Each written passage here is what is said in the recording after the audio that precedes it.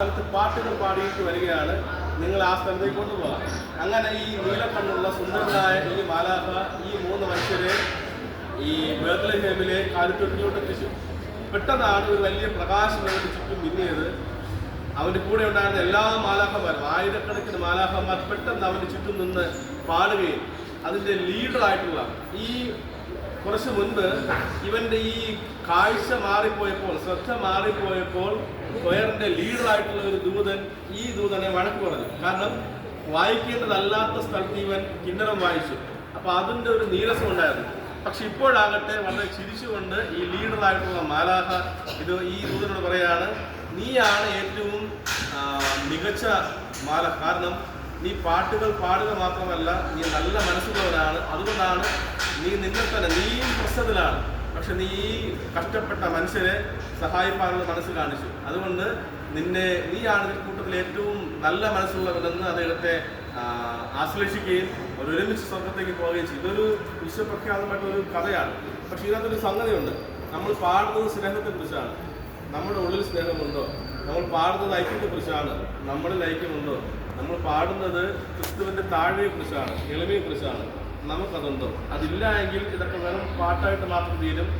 അത് നമ്മുടെ ഉള്ളങ്ങളിൽ നിറയുമ്പോൾ ഈ മാലാഖയെ പോലെ നന്ദിയുള്ളവരായിട്ട് മാറാൻ ഇവിടെ പാടുന്ന മാലാഖമാരെ നിങ്ങൾക്ക് എല്ലാവർക്കും ദൈവം സഹായിക്കും. എല്ലാവർക്കും ക്രിസ്മസ് ആശംസകൾ ഒരുക്കിക്കൊണ്ട് നേർന്നുകൊണ്ട് എൻ്റെ വാക്കുകളെ കുറിച്ച്